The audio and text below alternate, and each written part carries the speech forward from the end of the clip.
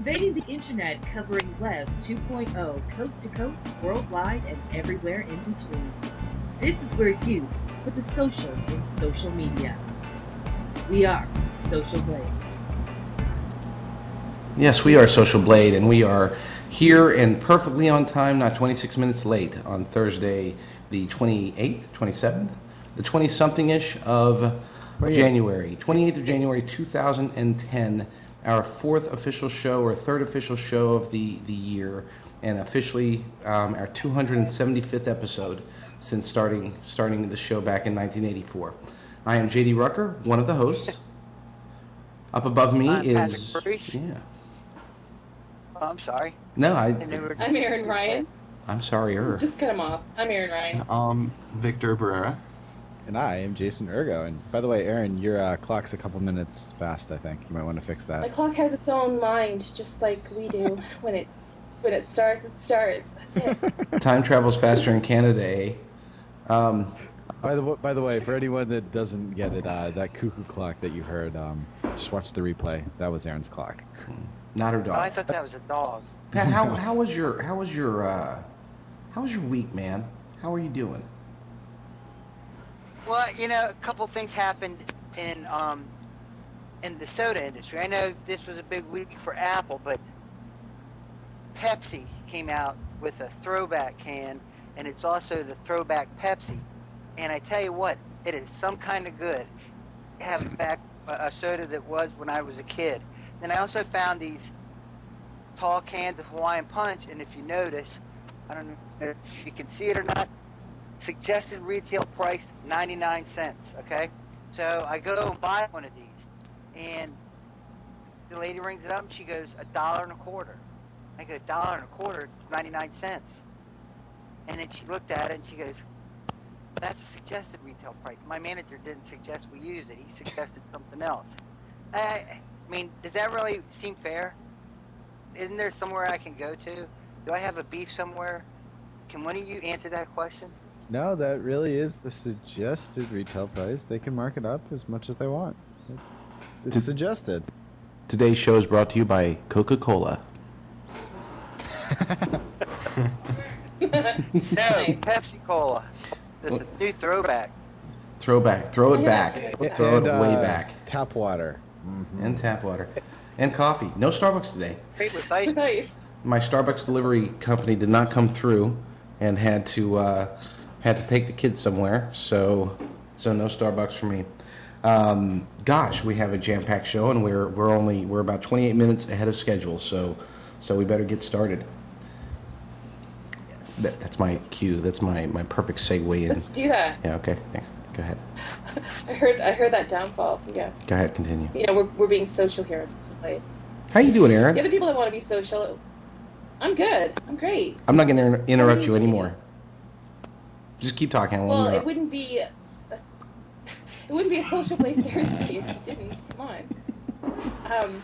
And the other people that want to be social, more so, are our friends' Facebook. Is it even possible for them to get more social? Not just through its devoted members, but perhaps through their advertisements? Yes. Facebook has decided, even after Microsoft invested $240 million to take a small stake in FB, and to pretty much secure them an ad deal, but instead, the Book of All Faces wanted to become more social with their ads. According to Businessweek and Mashable, Facebook has said bye-bye to the Microsoft banner ads in many international markets by phasing them out.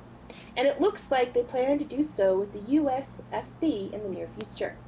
Instead, Facebook wants to look more social by sharing advertisements that are engaging, such as promoting various fan pages like the Social Blade fan page, and encouraging users to join them.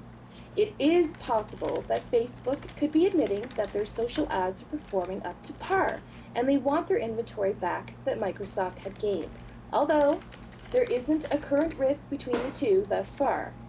As social media continues to reign as the top medium to take part in, perhaps other social networks will understand that to continue growing with your members, You must not only have a social platform, but a social format that encourages people to want to click on the advertisements that keep their sites free, instead of having ads that are a sight for sore eyes. What do we think of Facebook proposing social-friendly advertisement? Was that a question?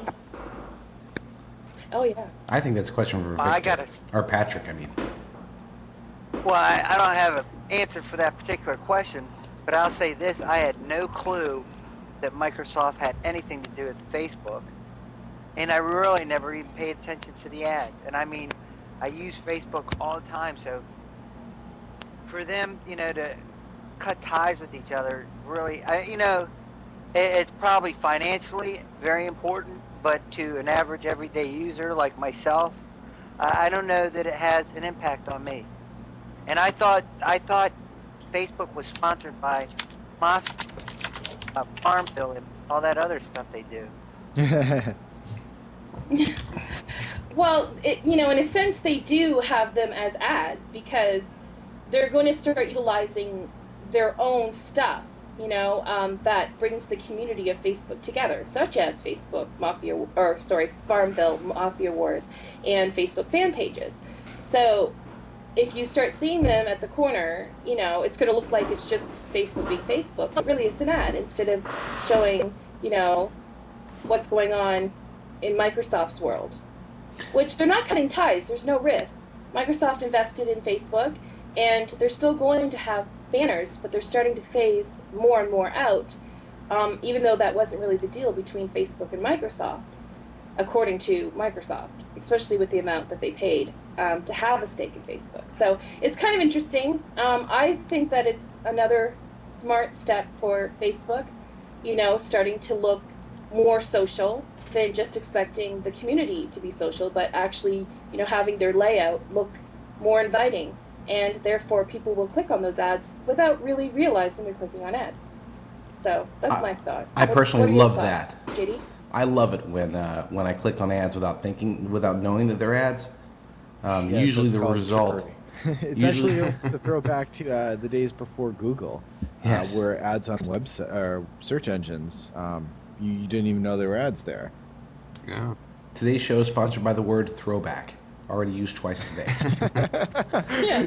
Yeah, that's a magic word. Everyone's like, Yeah, Throwback. in the context of Facebook's, phasing out Microsoft ads and doing their social formatted ads, I mean, it sounds like a great move to me. I've worked a little bit with some social Facebook ad campaigns, and if you look at the back ends, like when you start your ad campaigns, I mean, the verticals you can adjust are super specific between age group, geolocation, interests, you name it. What type of music they like, what kind of shows they watch. I mean, you can get really pinpoint and accurate with the ads that you're running from a social perspective. And honestly, I mean, like JD said, it's a lot better for companies to kind of move away from the kind of stigma that online advertisements usually get, or at least are attached to, and make it more part of the organic social Facebook experience. I mean, if they're integrating ads into your daily Facebook experience and you look back on it and it's like, well, there's a lot of stuff that are probably ads, but you don't really think of them as ads. They're fan pages, they're leaving messages, they're creating comment threads and running contests, and they're just kind of making it more fun and more available for people to interact with and engage with. So it sounds like a great move to me. I mean, it's probably going to work a lot better than when Digg started integrating their basically paid front page ads. I mean, those are loads. Those are just ads. It's ridiculously obvious. Whereas at Facebook, I mean, they can get really savvy with their social ad campaigns. I mean, you may never even know that you're getting served ads, but they're going to be part of your experience for sure. Yeah, I mean, I totally let me agree with ask you. And go ahead, Aaron. No, really, go ahead. I was just, I'll just quickly say this really fast. I was just going to say that, I agree with Victor completely, and I disagree with Urgo with the trickery word, because, come on, let's face it, if you're going to be using something such as Facebook that's huge like that, you're not going to be doing on a free way unless there's going to be some sort of ads. And if you're seeing little boxes that are, putting you towards types of fan pages, if you click on it, you're interested in that fan page. It's not really trickery. So Well, let me ask you this. Victor, what you're talking about are these the ads like with the chick with the big rack that sits there to come check out. Everyone has checked you out on Facebook. Is that one of them? I think that's one aspect of some random company that did some social formatted ads. So your answer would be yes. So I'm going to have to side with Urgo on this because it's trickery. And I have clicked on that. And it No, those are technically ads that position themselves on the social platform that we know as Facebook. But I think that as Facebook's going to start moving away and phasing out these kind of traditional online ads via Microsoft. Okay, all right, I know, but I'm answering the question. What Urgo's saying, it's trickery, and I agree. Oh, you're right. No, when you make it cut and dry, and you have to categorize it and label it. I mean, trickery is one way of kind of defining it, but I wouldn't say it's trickery. I mean, you still know and ultimately reference, that this is Red Bull's fan page. This is obviously an ad, or a ploy to get me to fan them. I mean, yeah, it's an ad, but the thing is, it's making the ad less like an ad and more like something you would normally see during your average Facebook routine. I mean, that's kind of the end game goal here, is to seamlessly integrate ads, give Facebook's product team the ability to pitch large companies social platform-based ad schemes that aren't really ads at all, that are just kind of part of your Facebook experience, so they can make boatloads of money on it. I mean, that's what it's all about here. It's a shrubbery. That's all there is to it. It's an absolute shrubbery. I mean, it's camouflage. It's camouflage. It's making it look like a natural part of your experience. Trickery is one way of putting it, but camouflaged ads, masquerading is just natural, organic features of your Facebook experience. I mean, that's how I describe it. Yeah, me too, but you don't. High five, virtual high five. That's great, guys, but you don't see this kind of stuff on Twitter. So, not that I want to initiate the Facebook Twitter debate, but Twitter isn't trying to trick anybody, and even if they did, you wouldn't be able to seize it. That segue, I just ruined the first good segue of the day. I mean, that's... You wouldn't be able to seize it with Tweetnik. It's very forthcoming when it comes to, or forthcoming about the way that they're running ads and schemes and stuff. See, but even if they did run ads and schemes, if you were using Seesmic, you wouldn't see any of the ads or schemes on Twitter anyway. That's what I was trying to say instead of saying seize. I guess it depends who you're following. Victor's just not getting it. It's hard, JD. Yeah. Victor, speaking of changes. Sorry. Fine. Speaking of... I'm sorry. But yeah, speaking of Seesmic, they recently launched Seesmic Look last Thursday. And for people who've kind of been following Seesmic and kind of the redefinition of their Twitter client in the format of Seesmic Look, it's interesting for a few reasons. One, it's not really geared towards Twitter or social media power users. It's really geared towards, as Eric from TechCrunch called it, Twitter for the Oprah crowd. So basically, it turns your Twitter streams into kind of TV-like channels that you can actually surf based on interests, based on following celebrity channels, just categorizations, whether it's technology.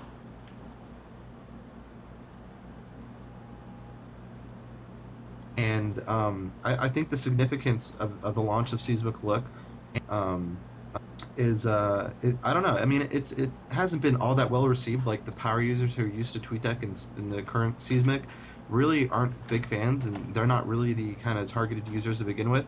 It's for instance, if my mom were to join Twitter, Seesmic Look is probably the application I would suggest to her to get to know Twitter. It's simple, it's easy, it highlights things based upon kind of what's been trending, what's not, and it's a great way to get a snapshot as to what's happening through your Twitter stream. So if you're not on Twitter all day long, if you're not the kind of person that watches tweet streams like a hawk, then Seesmic Look may be for you. If it's the kind of thing where you're checking Twitter a few times a day and you want to get kind of a digest or scoop as to what's happening or what's significant just at a moment's glance, then Seesmic Look is probably what you're looking for. But thanks for the segue, GD. I totally dropped the ball on that one. Oh no, you didn't at all. It actually made for humorous. There's always something good that comes out of everything. When people are making movies, even the stuff that when they mess up, it makes it to the blooper reel, and this will be one of those opportunities. as by episode 30 or 31, we will have the blooper reel, and that will be Victor's very first blooper, because he's the only one up to this point that has never messed up. Never. Patrick and I Patrick and I have snafus about once every second. But yeah, you know. Yeah, I have accidents going to the bathroom. I can't miss them. So So there's someone else on the show here. That's not making the blooper reel, by the way. And as much as I love Seesmic, I am a TweetDeck fan. I see the look; it's great. Any comments on that? I tried it out. I didn't really understand it that much. I'll stick with TweetDeck. But it reminds me, anybody use Windows Media Center circa 2005 with the streaming live channels, you know? Anybody use it at all? Yes, I did. Now I know what you're doing. Yes. Facebook look really reminds me of that kind of the look and feel of that. You're right. The right left-hand side categories, just, you know, it's like clicking channels. It's Same. like, oh, I'm going to go to sports. I'm going to go to tech. I'm going to go to business. Similar color. It's an interesting foray into a redefinition of the Twitter experience. I'm just not sure it's all that relevant to the power user specifically. Yeah, I'm with Caspa on this. TweetDeck kills my computer. I'm against it. And I'm not really a Twitter app kind of person, though I did look at the story and I saw the new look with their little captions and stuff, but, you know, it like the title suggests, it's for, like, people like Oprah, who might not be that useful on Twitter. Yeah, she gets tons of followers, but she's not that useful on Twitter, but she could probably use this and find it easier to use Twitter, especially for the new user. You know, but yeah, I don't think that would be exciting for a power user or somebody who likes to tweet like every second. Because according to TweetD, 100 tweets is not. But it looks nice. And I guess another notable aspect of Seesmic Look is that it's optimized for touchscreens.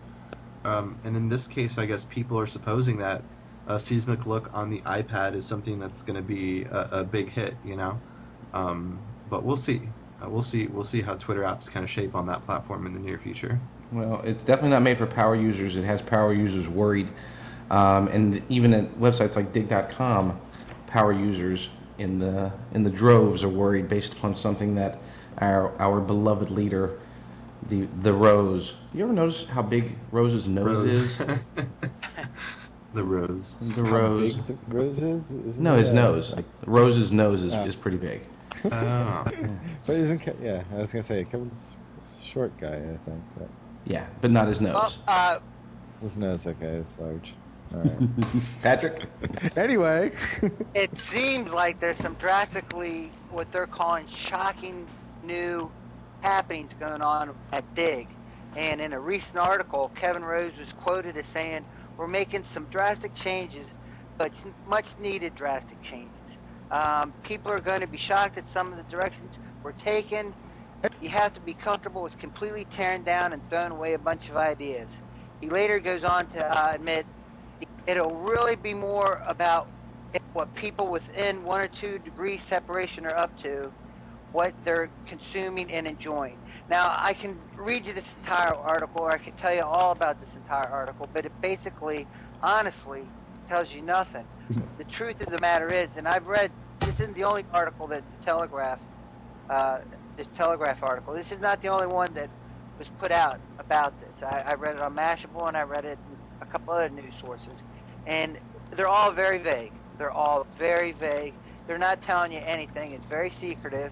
But we had a very good discussion last night about it, and some of them very eye-opening. Victor, Urgo, they both were coming back and forth with some really good stuff. I hope they can reiterate what they were saying last night. I'd like to see, as the hosts are commenting, I'd like to see what the people in the chat room think about the new Digg that's coming, because something big is going to happen. And one of the things is it's going to be more geared towards photos. So how could it be more? Imager, stuff like that. I don't know. Well, no, Ryan, Digg is not dead. If you can still get your APod Look in your pop. Ba-dum-bum. Man has a point. Well, so Well, that's actually kind of a little of what we were talking about last night, and so we'll use APOD as an example here. It almost seems like, based off of what they have disclosed and sort of our ideas of what it might be in the future, there's going to be a couple of things here. First, micro communities. So it looks like they're going to be basing it off of what you dig a lot of, dig/submit, as well as your friends, and maybe 1 degree away there.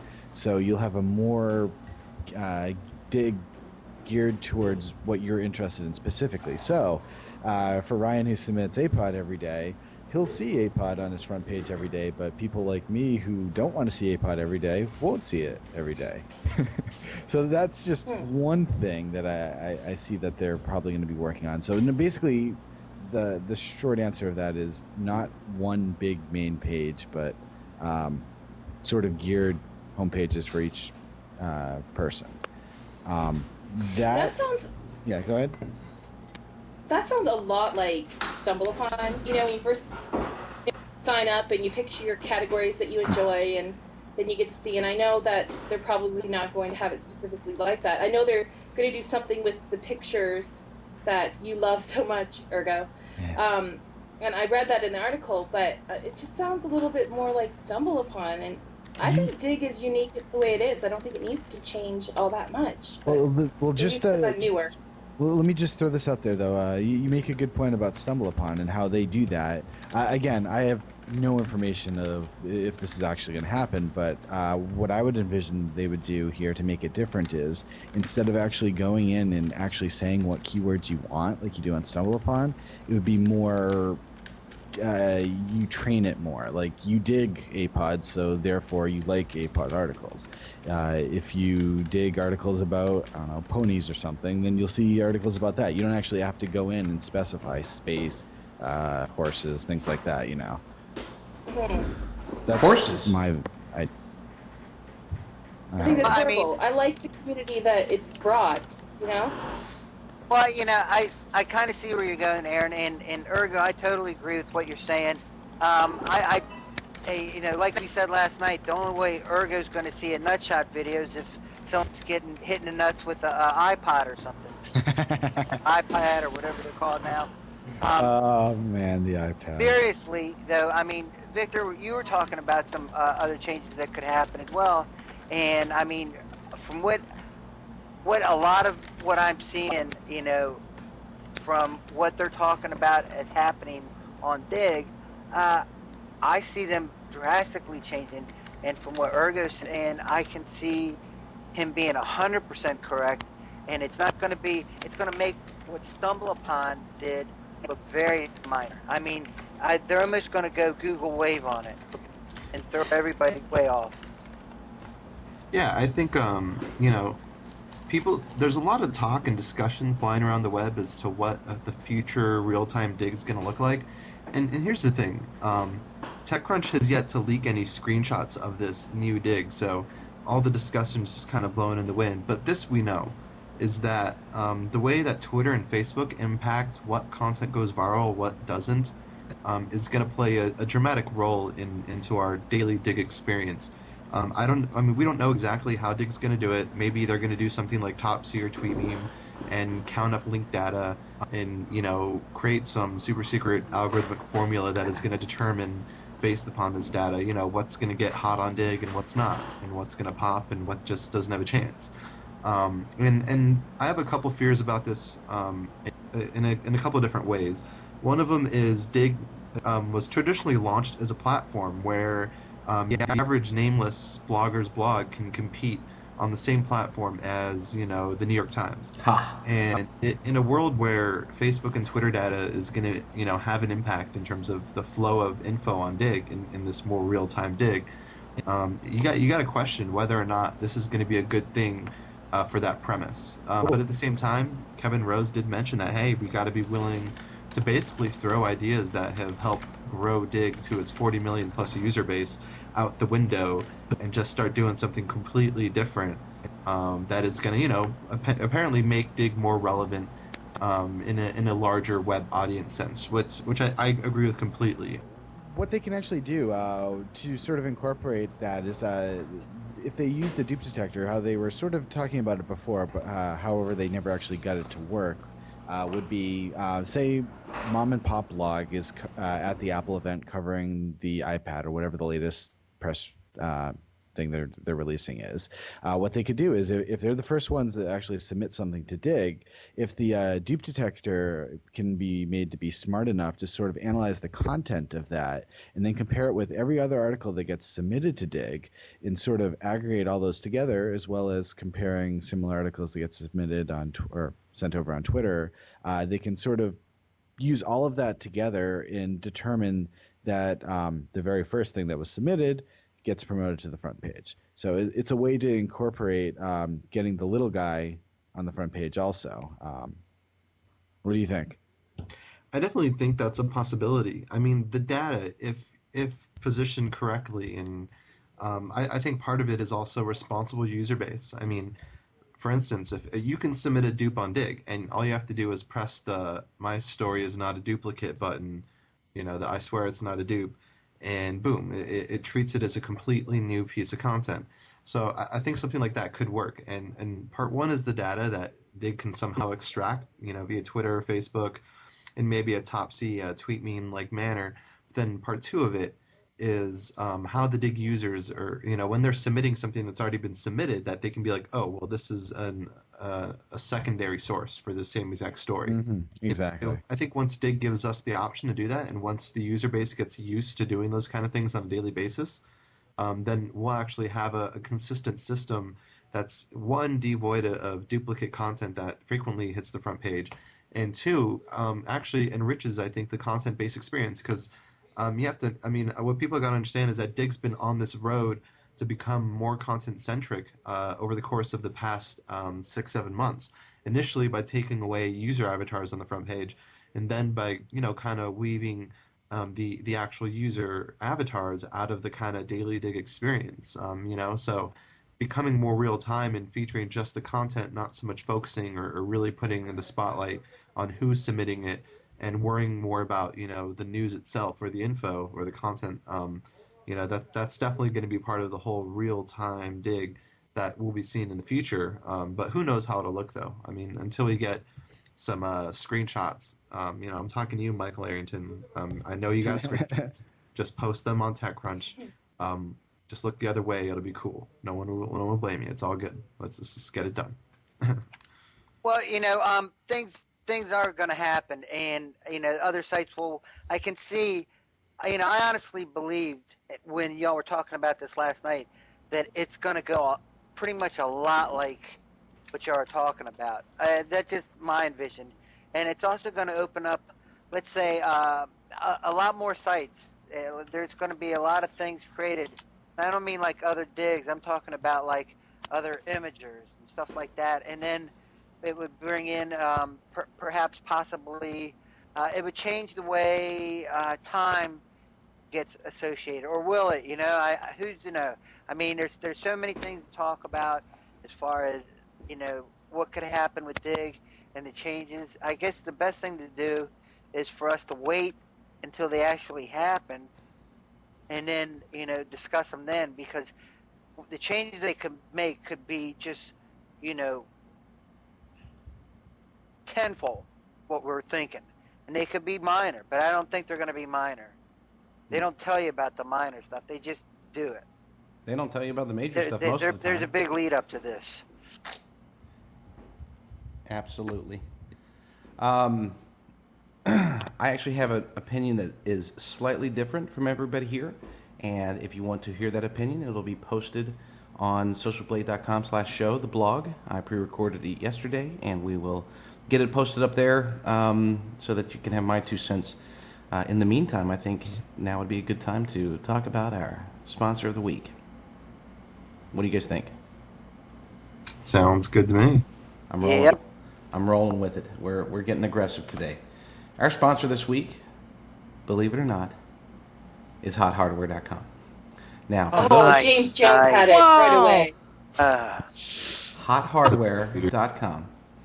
our wonderful and illustrious sponsor, has been gracious enough to help us with our hardware issues, and based upon their recommendations, the Social Blade show starting hopefully next week will never have a flaw ever again.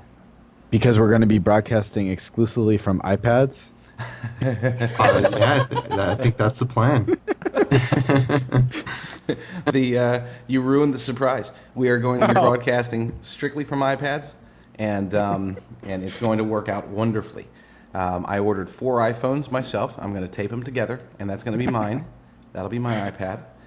No, seriously. HotHardware.com, place for reviews, the hottest and latest in tech, tested and burned in.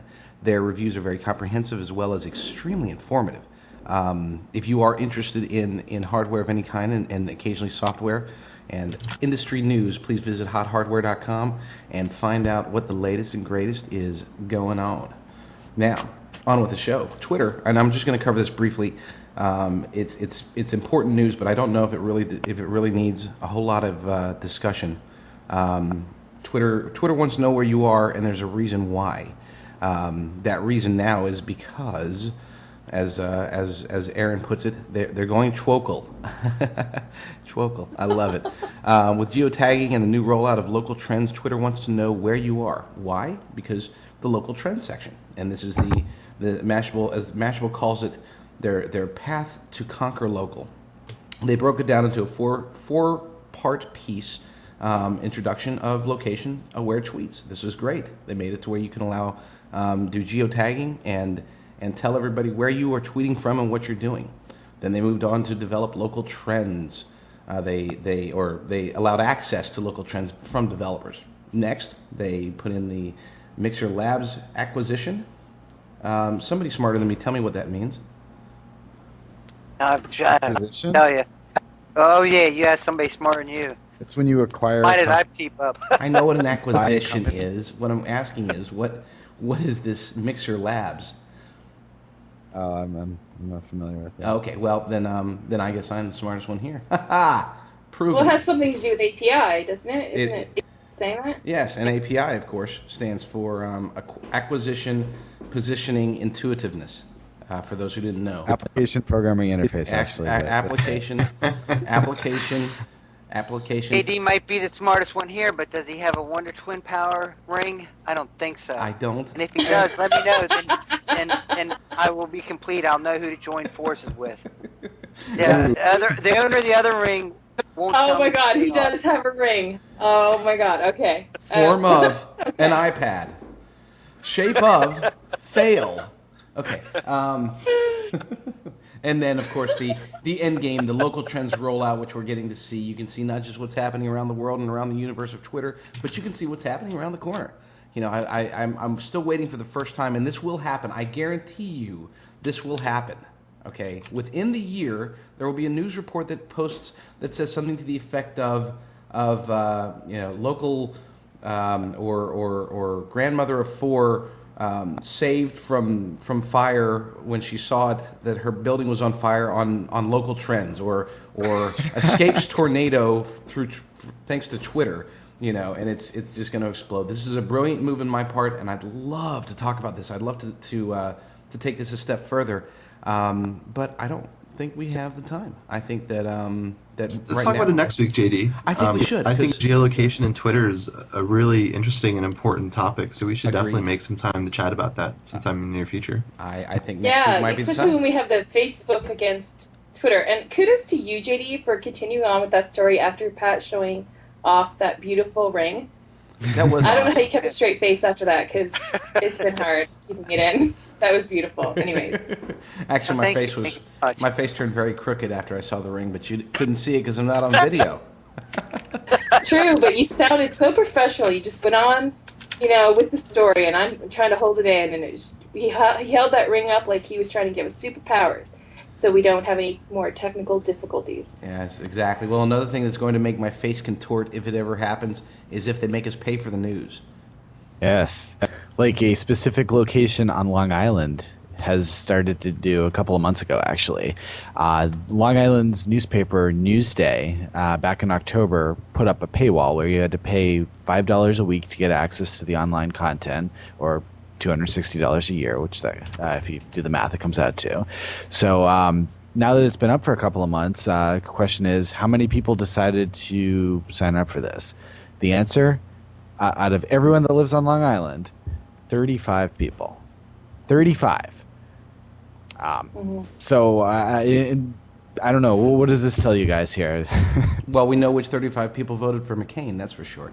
No, I'm just kidding. Sorry. It's a fail. Bad joke. Yeah. Bad joke. That's 3 months. 3 months. Come 3 on. months, 35. They're almost averaging. Almost As at a 12. result, also, the number of people that viewed their website went way down also. They lost almost 1 million viewers.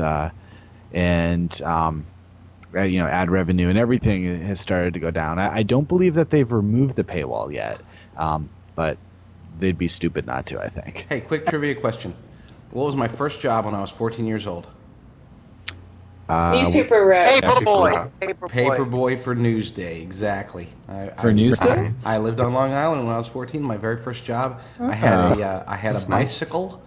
I had a bicycle and a what's it called? One of those things you push, a shopping cart. I pulled it along behind me on my bicycle. And a shopping cart? Why wouldn't you just have a basket? Because I A lot had of papers. If you've ever seen the Sunday Newsday, try to put those in a basket. That's all I got to say. it's Wow. Yeah, and Aaron, newsflash. Maybe in Canada they do, but guys in America don't have a basket in the front of their bicycle. Okay, course, there, but- superpower ring man. And oh, she You know, did it. She on a did related it. note, I played a lot of Paperboy on the NES back in the day. Oh, I didn't play it on the NES, but I had one of those handheld ones for it. Game Boy. No, not even the Game Boy. Well, was it on Game Boy? I guess maybe it was. I had some standalone ones though too. I thought Paperboy was on that. Excellent. Nice, Well, nice. and You what know what else is newsworthy? Our guest. Darn it, Oh. that was so much better than my segue was going to be. It was going to be awful. Yours was Not awesome. only newsworthy, but I think he works for a newspaper. He does. He does. Victor. So Oh, yeah, yeah. we have our guest Mark Milian. Wave to everybody. He's What's up? 23 years Oh. old and he's currently the LA Times tech blogger. Mark, how you doing today? Good. How are you guys? I'm good. I'm Great. good. You know, we're all great. So what have you been up to lately? It seems like you've been doing a lot of blogging, but about what lately? Too much iPad this week. Too much iPad. Just covered spent a little time looking at the publishing angles, which is sort of along the lines of what you guys were just talking about, paywalls and whatnot. The announcement was kind of a surprising letdown for publishers, magazine and newspaper, I think, because really? because I think Apple really kind of took the book publishing world under its wing, like it did for music and movies, and they create this iBookstore, and and then they bring the New York Times out on stage, and they're like, and here's the app they built. It's like, we're not gonna help you, like it's all in your hands, which I guess is, I mean, it's up to us. We have to build the apps and make it a worthwhile experience. Fair enough. But something that I think Apple's been getting a lot of criticism for in terms of, kind of their approach, not just with the App Store, but in terms of kind of how the iPad's going to play into that whole App Store strategy, is DRM. What is kind of the buzz been about? What do people think? I mean, is this something that you think in general is a good move for the industry, or is it just another opportunity that Apple really let people down in terms of, having the opportunity to maybe shy away from it, but yet that's kind of been their norm? I mean that is their norm. Apple loves closed systems and DRM, and you saw that coming. Like, you knew you weren't going to get Flash, and Oh yeah, you kind of just expected. I mean, props to them for at least going with the ebook standard and not trying to create like their own like AAB or something. True, but iBooks does look pretty flashy, doesn't it? I imagine you probably saw that a pretty good bit. Yeah, it looks great. I mean, I'm not a big reader, but especially ebooks, I never really got on that bandwagon. But it looks great. It's got that thick paper on the side and it has a much nicer interface. And they basically ripped off Delicious Library, which is Oh a yeah. great product. Oh yeah, that was big news. Basically, Apple, what happened is they poached the team from Delicious Library and basically left the guy who founded the company out to dry, right? I mean, I think in a short form, that's the story, correct? Yeah, I mean that was at least from the founders' point of view. They didn't cut him a check for this layout they took, but I mean, Apple has always been a very literal company. What other way are you going to illustrate um, books than on a bookshelf? It seems almost so natural that it's not a problem. Great eye tampon screenshot you put on there, by the way. Nice, nice. Wow. So did you actually get to hold one of the iPads and try it out? No, I actually didn't go. We had two other reporters there. I was blogging remotely, and I feel like I got so much more done than I would have if I was trying to connect to the internet in the Yerba Buena Center. True. No, I it know must the have been a iPad- madhouse there. I know the iPad is really hot topic, but I'm just curious about Mark, the LA Times guy. How did you get there? You look really young. We were saying 16 yesterday, but we know you're older than that. You're like the Doogie Howser there? Yeah, pretty much. I mean, I'm probably median age there is maybe like 40. So I can yeah, still get a there's job. not a ton of people my age. There's interns, but I started as an intern a year and a half ago, and wasn't even done with school at that point. So I went back to the East Coast and continued writing while I was finishing up journalism school, and then moved to LA like 7 months ago. Where'd you go to school? University of Maryland, go Terps! Yes, sir. Ah. Terrapins. My hometown, everybody. Nice. Yeah. Hey, go ahead, Aaron. Please. I was just, what excelled you from an intern to a tech blogger now, though? What took you to that next level? That was at a time when they were just starting to get into social media. Social media was a huge driver in what got me hired, I think. Nice. I was doing a lot on Digg. I'm Electric Waffles on Digg, and using Twitter and Facebook and Stumble to get some of my own stuff out there and help out with the sections a bit and dig some of their stuff. So they realized the power of social media, I think. Nice. Now, in the context of Digg, we go to your profile and check out, digg.com/user/electric waffles. And I find it kind of interesting that you have in your bio that, it notes that you're the LA Tech blogger. But, the LA Times doesn't approve of everything you do. Can you elaborate a little more about that? Yeah, sure.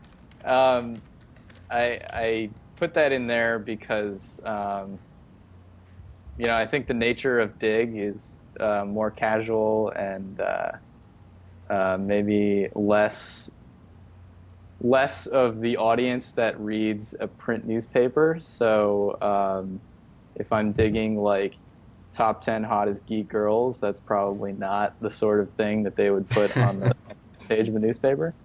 So I kind of just put that in there to say, like, we have a standards rule. If we're anywhere online, we have to make it clear that you work for the LA Times. Like, if you're a writer for the LA Times, you can't go undercover and participate in conversations that you're planning to write about without telling them up front. Okay, that was going to be my next question. Could you go in unidentified?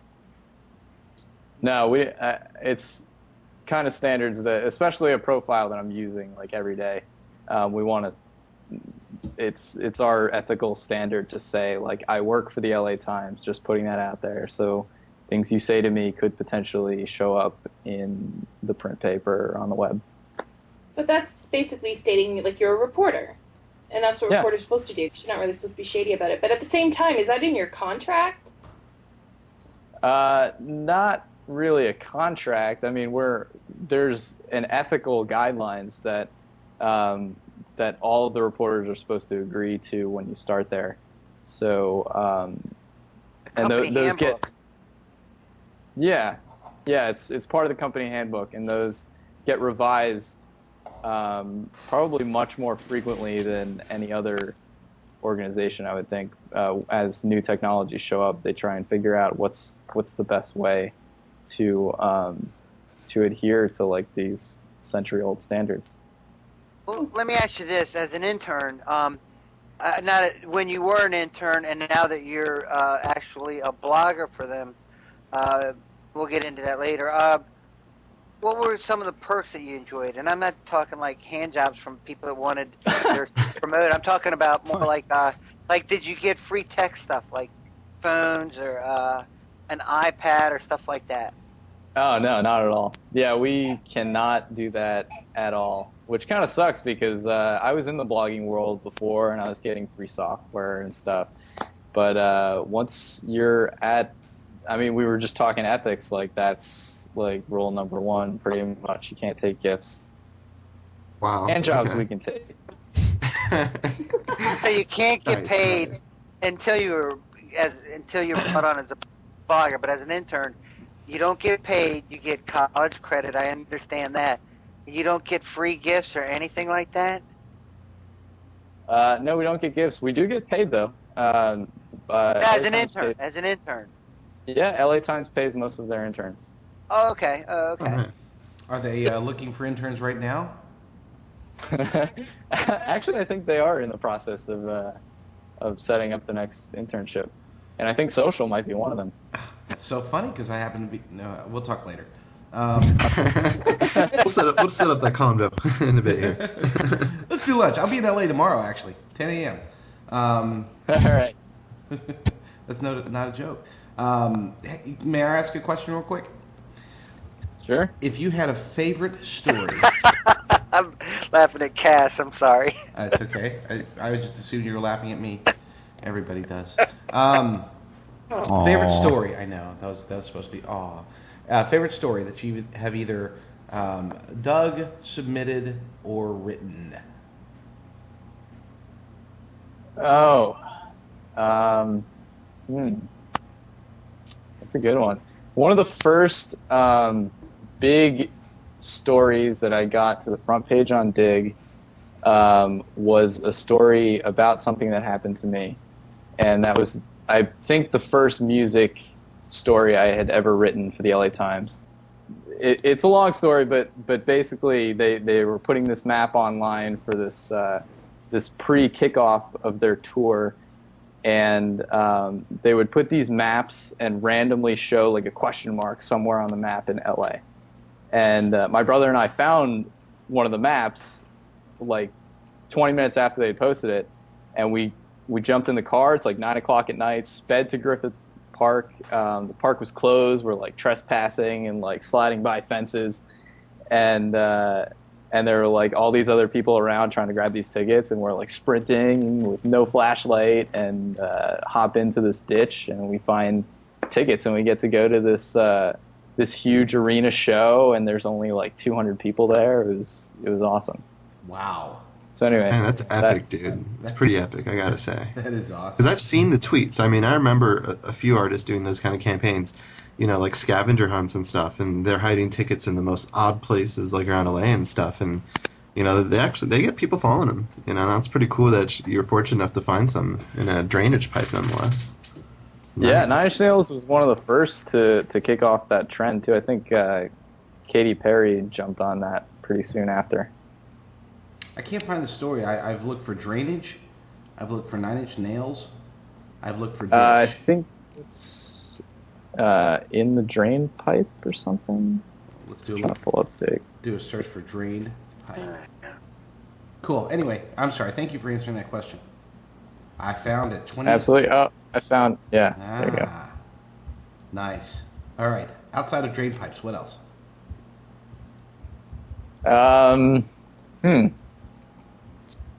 I wrote a pretty funny story about the Fall of Friendster, which really pissed off the Friendster guy. But I don't think that one made it to the Digg front page. Wait a second. There wasn't too much interest in Friendster by that point. Was it the one, if I recall, did it have something to do with, I think that was the Onion, the last remaining Friendster guy, Friendster users, is excavated. Yeah. Oh, they did. The Onion did another good one about, what is it, like myclassmates.com or something? Like, my classmates' employees afraid to tell CEO about the existence of Facebook. I always thought about that. I always thought, like, you know, ads for my classmates just not really being all that relevant. Yeah. Yeah, who uses that? I do. I don't know, but you see the ads everywhere. You know, they're paying for all these ads, and I'm like, why is there use for this? I think there's Facebook. Well, no, it just never made sense to me. Like, why would people need this if they had Facebook? Well, when Classmates came out, I mean, they were the first one of its kind. But yeah, definitely now it's completely irrelevant. Yeah, no, they have a new marketing campaign coming out. Use classmates.com to find people to add to Facebook. Nice. It's the new They friend charge program. for the service too. Yeah, they do. But you mentioned Friendster also. It really was sad to see Friendster, how bad it's doing these days. Because they were the first one of those type of sites. Again, Classmates was the first, but it wasn't social at all. Friendster really was the first social networking site in that sense. So I was really sad when MySpace took it over. Yeah, I'll take it. Well, I mean- look how big Friendster turns out to be once Facebook starts charging. No, I don't think they'll recover. I'm already preparing to tip a 40 for them. So.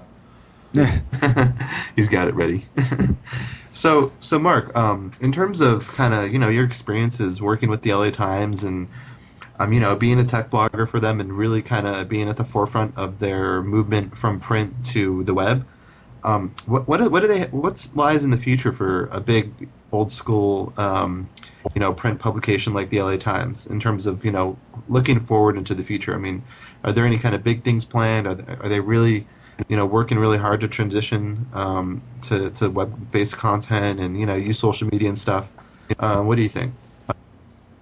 I mean, there's still a relatively sizable and profitable reader base of the newspaper, so that's going to still be around for a little while, I think. But as more and more and more people transition to the web, that's where a lot of our content is going first. There's fewer and fewer print exclusives that you have to wait for. So a lot of the stuff is showing up on the web. Content is really the big thing. And I love this Google existence thing. Did you guys see that? No. Anyway, it's stupid. But anyway, so I think they're also trying to get on different platforms. Like, we had a very, very serious discussion yesterday, right after the eye tampon announcement, of creating an app for the iPad. So we're about to launch a much, much, much better iPhone app in the near future. Create native apps for other platforms so you can read offline while you're on the subway, and we're also going to rethink sort of that format for what is best on a tablet.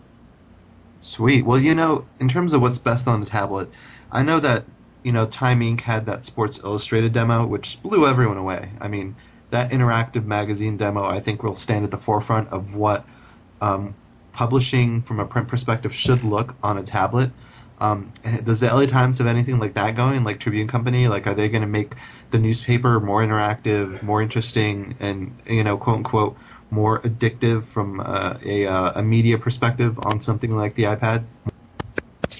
Yeah, I mean, I think that would be the idea. Like, you want to be able to navigate. You want like that Wikipedia experience where you can, if you're interested about a topic within a story, you can just click through and get more information about it. You want inline video. a lot of the stuff Yeah. we do on the blogs already, and we've started doing on the articles. So that would naturally make the jump to the tablet. I think the big thing is just the interface. Getting something that looks and feels right on a tablet is kind of the challenge. And it's not necessarily going to be the iPad, but I think there's because of the iPad, there's an interest in tablets in general. NVIDIA was showing off a lot of different tablets at CES made by all kinds of different companies that they had their chips in. So I think there will be a push to tablets, but not necessarily the iPad. No, and I agree, and I think that's something that is really going to be interesting in the future here is the tablet market in general. Like, there will be a tablet market. There will be a market for content and media optimized for the tablet and what it presents technologically in terms of how it can tune us into a different, an alternative media-based experience. I'm definitely interested in terms of what that really means for publishers, newspapers, magazines. Time Inc. I think has kind of their eye on the prize in terms of this prototypical interactive magazine. I mean, I can't wait for the day when I can turn on a tablet of any sort and have digital newspapers, magazines, stuff that I would ordinarily read on the web at latimes.com or time.com, but totally immersed in a experience that recreates the whole physical kind of paper feel. I think that's the end game goal in the context of the tablet, at least. What I worry about is that Time hasn't actually built that yet. It's kind of like Sure. a concept car, right? Like these It is, right. ideas that don't exist. I think the big challenge is we have 59 days. We want to be on the iPad when the Apple fanboys are lining up outside. They pick up their device. Where do they go? Do they go to latimes.com, or do they go to the App Store and download the Los Angeles Times app, and they have this great experience with inline video, and then maybe they're paying like $1 for the app, and then that's another source of revenue that we didn't have before. True. No, and I totally agree, and so cool. I mean, it's good to hear that big newspapers like the LA Times are really thinking forward in terms of technology and basically what something like the iPad means for their medium. I'm really interested in terms of how it's gonna be. Like what it's gonna be like to not visit the LATimes.com, but use their homebrewed application built specifically for the iPad. So we'll see, because the site looks great. I mean, I remember when the redesign occurred not all that long ago. I mean, I'm really digging it, and I think there's only so much you can do to optimize a web page for mobile devices or other devices, and that it's really coming down to specific and purpose-built applications that are really making full use of the technology at hand. So that's all good to know. Yeah, I have a sure. quick question. I want to know how social you guys are. I know you're on the various social networks, but how much input do your fans have? Like, how much do you guys take it in when they respond or message you on the various social networks? How important is it to the LA Times?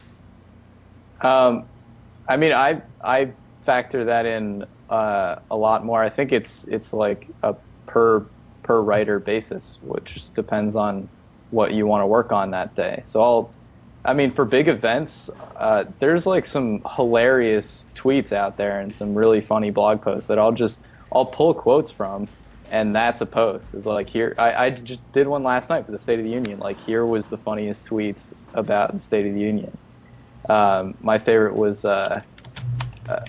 Obama called out Michelle Obama, and he's like, "Oh, give her a hand. She's like attacking childhood obesity," and some guy on Twitter was like, "Watch out, fat kids, Michelle's gonna get you."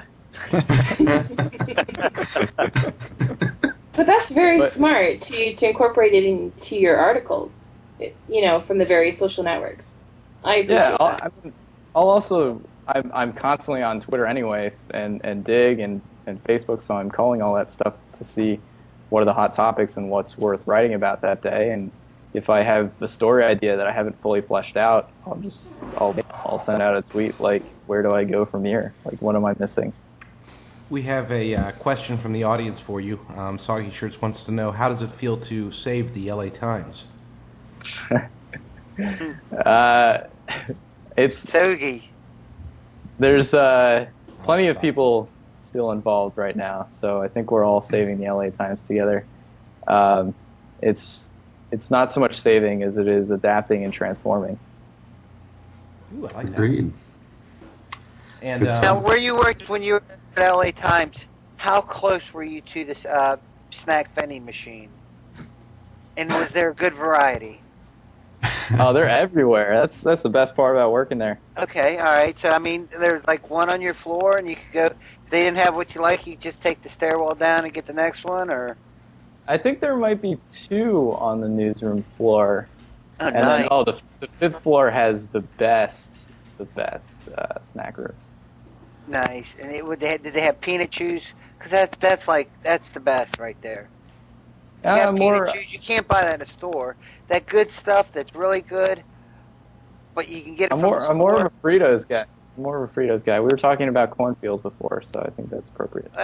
Okay, fair enough. I mean, you can buy that in the store. Peanut chews, I can't find them in 7-Eleven. Only vending machines? You just search out vending machines for peanut chews? All right, kind of Yeah, off topic, dude. Pat, but where in the hell do you buy the throwback Pepsi? I've looked everywhere for that stuff. I can't find You it. know what? Just happened to get this bottle at a local Safeway. That bottle. That's nice. Can. My son was able to pick some up at an area 7-Eleven, and he also went to Walmart. I've seen it in grocery stores. I've seen it in, what would you call Walmart? it's just I've seen it Walmart. in Walmart. Superstore. Yeah, there you go. And then I've seen them in convenience stores like 7-Eleven. Nice. And it sounds like we just rounded up. Like we just, we came full circle. We started the show this way, and we're going to end the show this way. The throwback Pepsi. Wait, but we have more questions from the audience. Yeah. Hey, wait. let's- Ryan had a really good question. How much would the LA Times pay him to get Dean to mix a story? Relevant info. You don't need to answer that right now. You can talk about it later. Just food for thought. And we could broker a deal. We actually don't do that as far as I know. I don't think And- we've ever paid anyone to dig anything. That's true. I got a question for you, Favorites. Mark, real quick. Now, is your favorite Dig Submit, was that also your favorite breaking story? Your favorite scoop? It was I mega don't know meta. if it's a scoop, but I believe we were the only national media outlet that was at the Motown Records Museum in Detroit when Michael Jackson died. I'm I sorry, was- you broke up a little bit at the beginning there. Could you say it again? Yeah, I was driving cross country, and I just happened to be on my way into Detroit when I got the news that Michael Jackson had died.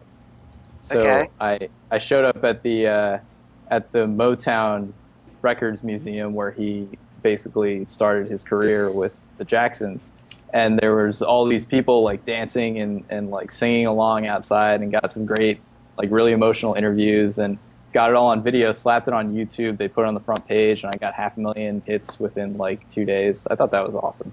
That is. That is cool. Nice. That's very cool. So that's where you were at for when you found out about the death of Michael Jackson?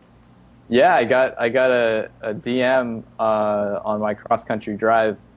I was heading into Detroit from Cleveland, and so this past summer I was blogging for the travel blog my cross country road trip. That was my move from New York to LA, or Maryland to LA. Well, I was in work. I was at work, so. But if I Alright. had to pick a spot where I would want to be when I found out about the passing of Michael Jackson, I would have to pick his car, because I would say he's got a pretty awesome CD collection, and it's not like he's going to complain if it comes up missing. But I mean, that's just me. Okay, excellent. Strategy. And with that said, Sabotage. there you go. We do have one more question from the audience. Caspa asks, do you get to tweet from the LA Times account? And if so, do you ever direct message the New York Times to tell them that your stories are better than theirs? Good one. I do get to tweet from the LA Times account every once in a while. I was filling in as the social media director for a month while the present social media director was on paternity leave. So I got to manage the account very often then. I don't think we ever called out the New York Times directly, but, I mean, do we have to? Everybody knows our stories are better anyway. Hey, controversy sells, right? That's true. You Maybe we should. Start a Twitter spat with the New York Times. Both you guys get lots more followers. We can have it. We can do Yeah, it. but Run they it never live. reply to anything. True. They're too busy. Too busy reading. I think they're trying to charge for their content. Excellent. And it's just as a correction. Earlier I said soggy shirts. It's actually Soje shirts. So just for future. Nice. Patrick is not Patrick, it's Patrice. Soji shirts. Patrick. Well, I was asked to say sabotage, and I think bacon was the one I had to say, and more down. I guess I have an accent. Hey, Aaron. At least ho down. What's that other search engine that's like Google and Microsoft? Come on, Aaron. What? Bing? No, like not What? Microsoft's one. Starts with a Y. Yeah. Oh, I'm not doing that. No, I'm not What- going there. Okay, Aaron. I will Aaron, start Aaron, going, yeah. Chrome. Aaron, you don't have to answer that question, but I have a separate question. What do you yell when you're wearing a cowboy hat and you're on a horse and you're about to? I'm losing the blonde in my hair, folks. Come on. Hooray. All right, fine. I've got another question. If somebody asked you two questions, first they ask you, is the sky blue? And then they asked you, what is another variation of what, when, where, and you have to answer them consecutively. What would you say? And I'm not going to repeat the question, What did so you don't just even say? try. Can you repeat that? Yeah, you're Was just that for confusing me? Patrick. Y? I would say I am. I would say Y, Canadian. JD. Y. Okay, and why? Whatever. I know you would, because you would find the flaw in the middle of everything and point it out and make me feel stupid. No. Oh. What was the answer? He to does your, that to you too? It was You're the joking. I don't the understand question the was, question. what, is the sky blue? The answer is yeah. And what's the alternative for what, when, where, why, and what's the other question? Who? Oh, yeah, I There you get go. what you're trying to say. Yeah, it was Very way smart, too very complex. smart. Let's edit that whole part out because it just made me sound like a total moron. Mark, I got You just I blew got my mind. I know, I exploded myself. I have a question for you. Do you so just to make sure, going back to your previous answer to your previous question that I had asked earlier when you said that it was a good question. So that we're clear, you were participating in the story by finding the tickets. You wrote the story, and you submitted the story. Is that correct? Yep. Wow, think about that, guys.